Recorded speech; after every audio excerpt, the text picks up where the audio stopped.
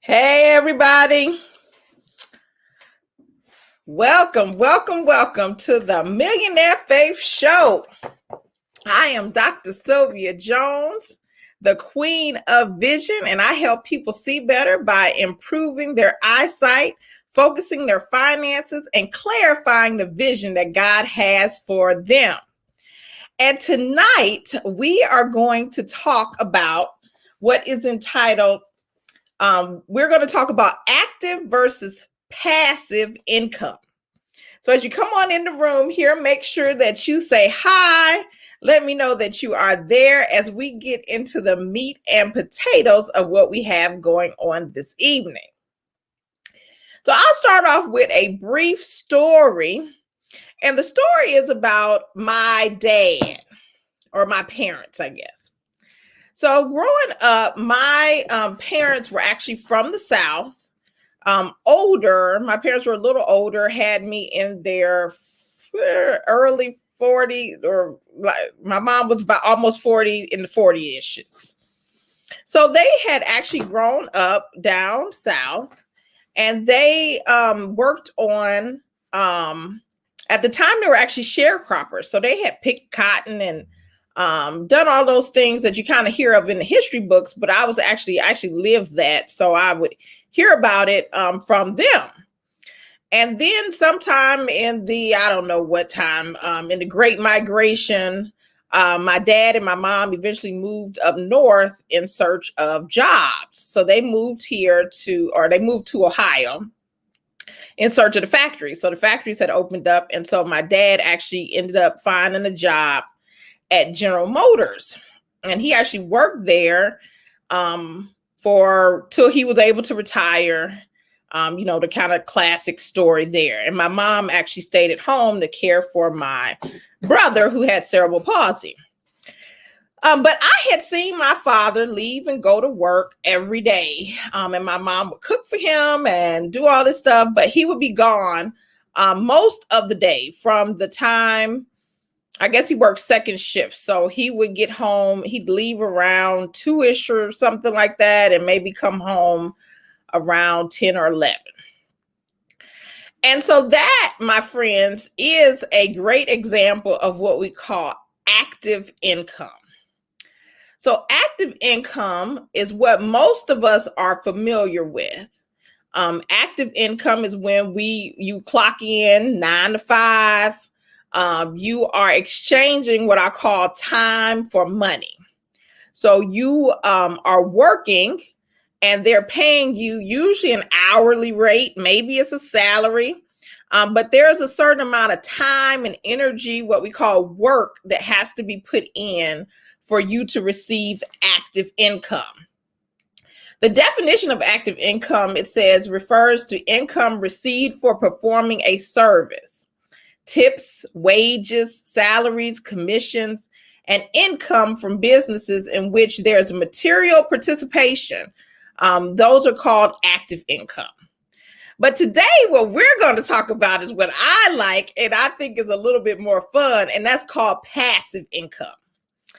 And so passive income, the definition of that is money earned from investments or work completed in the past that continues to make money without little or no additional efforts. So a lot of times, as women or us as entrepreneurs, we get stuck in the active income, and sometimes we fail to grow our passive income. And that is what most wealthy people do, or people who assume any kind of wealth, is they understand that there's only so much time that they can exchange for money. And so what they do is they use passive income, and that is when it feels like money starts to actually work for you, where money is actually making money while you sleep, and that is passive income. So tonight I'm going to go over three ways, or I guess I wouldn't say easy ways, so it's nothing, my friends, is easy. But I'm going to go over three ways that you can start to, or think about, or get a plan to start to make some passive income. That means you can keep your job, but you can start to earn a little bit extra. We talked about streams of wealth streams. We talked about streams last time. So these are actually streams where you don't have to necessarily report for work. So the first one I'm going to talk about this tonight is rental properties. So rental properties are kind of a tried and true way of assuming passive income. And this passive income is pretty passive, but you all know that there can be some additional maintenance. There can be some additional things, taxes and stuff that you have to pay. But in the kind of simple terms, rental properties, you have someone who rents a property from you, they pay you rent, and hopefully that rent is more than the expenditures that you have had to endure. So that is more than maybe what you're paying on a mortgage, more than what you're paying in maintenance. And so the difference between that is the passive income. So you are not necessarily working or going to work every day for that, but that income continues to come in. Let me tell you about one of my friends. I have a very good friend who has done very well in rental income. So currently she has about 200 units that she is able to rent. She started off just with a few, I think one or two duplexes that she had, where she was, basically started out that way. And then she was able to take that money from those properties that she had and started to form another, basically a business where she now was purchasing apartment buildings. So actually getting units, and has plans to continue to grow those units. And you can see that not only can you get money from the rental properties as far as the rent, but if those properties increase in value, as far as the property value, when you go to sell those properties, you have also increased your income quite a bit. So whatever you invested in, hopefully you get that back plus some, and you also get the money that you were able to get during the actual rental phase. That is rental properties. Now, everything I talk to you about tonight, I'm always going to give you this disclosure, is that nothing is risk-free. There is no such thing as risk-free. So if someone tells you that you'll just get this and there's no risk, they are not telling you the truth. So in rental properties, whenever you invest or do anything, you have to know that there's always risk associated. And so you want to do whatever you can do to mitigate or make those risks less. So in rental properties, if you are right now, you can see the income or property values are going up. But if you were able to live through the Great Recession, which I was able to, you can also know that rental properties can go down. And so so you always want to keep those risks in mind. So the first one on here is rental properties. The second way that you can actually incur some passive income, and that is what we call stocks and bonds.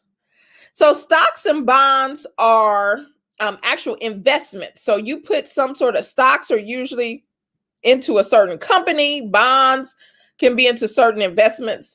And those are pretty passive because you put money in and you will receive, sometimes there is a standard rate as far as the interest. As far as stocks, you can receive dividends based on the profits of that company. That is passive income. This is probably the most passive because there's not too much you do except for invest it. You may want to monitor it from time to time to see how your investments are going, how those companies are going.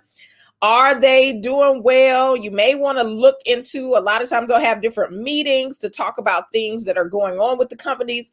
Those are things you want to stay abreast of in case you maybe want to move or to transfer your investments. But stocks and bonds are a pretty passive way of making additional income. When I was a child, I actually got a lot of, well, I wouldn't say a lot of bonds, but I got bonds from being the student of the month. So at our school, when you were student of the month, it was one of our, I think it was a councilman or senator. Her name was Marcy Capture. But she would give everyone at our school, when you made student of the month, like maybe a $25 bond.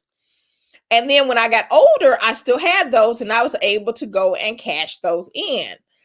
So I'm sure she paid a lesser price for those bonds. And then when I cashed them in, I was able to get full value for those. So once again, that was passive money that was just adding to me over time. So that was, once again, but remember, there's always risk. So companies can fail. There are, stock markets can crash. So you want to make sure that you are what we call diversifying. So you have some active, you have some passive, and maybe you have some passive in a few different ways, so that you are making sure that you can, you are in a good position to support your family and your needs when you need to. The last one that I'm going to talk about is royalties. And the way I'm talking about royalties is royalties as far as you can get royalties on books. You can get royalties on music. And I don't know if they call them royalties, but you can also get royalties on like intellectual things that you would do, like an e-course or some of your actual internet assets. So maybe there's you have some sort of calculator or something that you have made, and you are able to sell that on the internet. Many times those things don't require active, but they may require a lot of work for you to make them in the beginning. So once again, the actual definition talks about maybe it was work that was completed in the past. So this is something that you did, but now you still continue to reap the benefits of that far into the future. I know that you can think of like Elvis Presley's music, or maybe Steven Spielberg's book, his books. You can see how those, even royalties, can go in from generations. So they can actually be inherited by the next generation. Basically, something you did a long time ago can continue to produce passive income into generations to come. So those are things that you want to think of. So when you have extra time, if you have an idea to write a book, if you have an idea to do anything that may be able to produce income, that's definitely something that you want to make sure that you do. Now, once again, there are risks. So you can spend a whole lot of time writing a book, and there's possibility that maybe it won't do that well, or a lot of people won't purchase the book, or you just aren't really good at sales and marketing, and that book may not go as far as you thought it would. So once again, you always want to kind of seek professional advice on these things to be able to make sure that you're doing the best things with your time that will produce a income stream for you, so that you are financially stable. Okay. So those are my 3 things this evening. So that, just to recap, we have 2 kinds of income. One is what we call active, meaning that is when you go to work. Most of us know how it is to clock in and clock out. But then we also have one that's called passive income. And that's the one I like the best. And that is the one that I'm working on increasing active income, but I'm also working on increasing passive income, because that will let me, I only have so much time in the day. So it's a good thing to be able to build some of those resources there. The last thing here, so and then so the three things that we had were rental properties, we had stocks and bonds, and we also had royalties. So my friends, if you go ahead and in the chat write down, just put in there one of those income, which one do you like the best? Which one do you think might work for you, or have you thought about in the past, or have you thought of all of them? Do you think that you would rather do rent? So rent properties, write in the chat rent. If you think stocks and bonds are the way for you, then write in the chat stocks or bonds. Or if you have an idea, think you might write a book, or you want to make an e-course, or you want to do make some music, write a song. I got a little song in my heart sometimes. Go ahead. If you know how to sing or you know how to play an instrument, maybe that's something that you want to do. Go ahead and write that in the chat, okay? All right. So this segment of Millionaire Faith was actually brought to you by Violet Eyewear. And if you don't know too much about Violet, the difference is that Violet Eyewear, and I'm actually wearing a pair today. These are called the Lawrence. Is that first it was created by Eye Doctor, which is myself. So it's designed for fashion, fit, and style. The other thing is that we're about experiences. So we have a different experience in which we can have parties, our experience with where we bring the eyewear to you either online or at home with your friends and family. And the other thing is that we are all about empowerment. So we empower our vision ambassadors so they are able to have their own income opportunity as far as owning their own eyewear businesses. And we empower our community through our Buy One, Bless One program. So for every pair you buy, one is donated to someone in need. If you want to learn a little bit more about Violet Eyewear, go over to violeteyewear.com and check us out. All right. Well, thank you so much, my friends. I hope you learned something. I hope that you are able to apply some of these things so that you can increase your income, so that you can do all of the things that God has for you. Know that you are worthy of every dream, every vision, every gift, and every talent that God has given you. Go out there and make a great day, and go ahead and show me how you demonstrate your millionaire faith. See you guys the next time. Signing out, the Queen of Vision. Bye.